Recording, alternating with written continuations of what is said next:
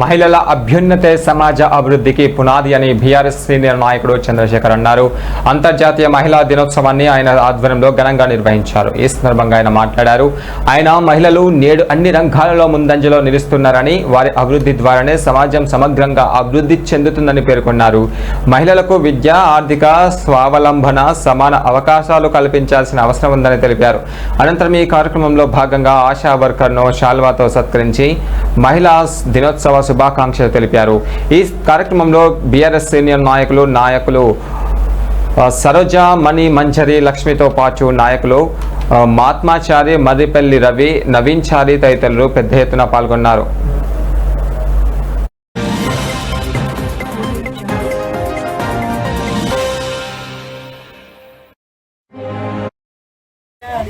మహిళలందరికీ అంతర్జాతీయ మహిళా దినోత్సవ శుభాకాంక్షలు. ఈరోజు ఇక్కడ శ్రీకాకుళం డివిజన్లో చంద్రశేఖర్ గారి ఆధ్వర్యంలో ఈ మహిళా కార్యక్రమం అనేది నిర్వహించడం మా మహిళలందరికీ ఎంతో గర్వకారణం. మా అందరి ఆశీస్సులు శేఖర్ గారికి ఎల్లప్పుడూ ఉంటాయి.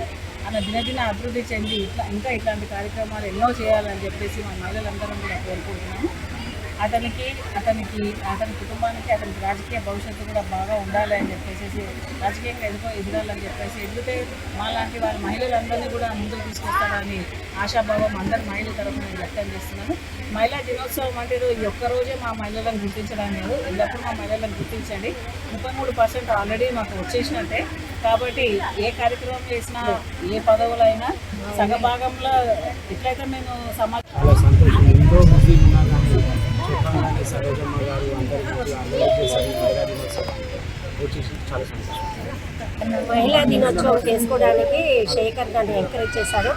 నేను పిలవగానే ఫోన్ చేయగానే నా స్నేహితులు, నా పిల్లలు చాలామంది టైంకి వచ్చిందో నా మాట విని ఎంకరేజ్ చేసింది. నన్ను చాలా సంతోషం. అక్కలు ఎప్పటికి ఇక్కడనే రావాలా, నేను ఎప్పుడు ఇక్కడనే ఉమెన్స్ డే ప్రోగ్రామ్ చేసుకోవాలని ఆశపడుతున్నాను.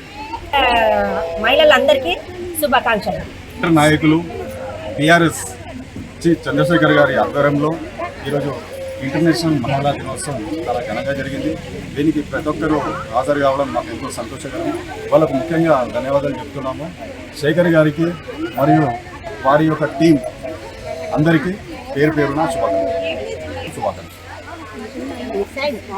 జై తెలంగాణ, జై తెలంగాణ.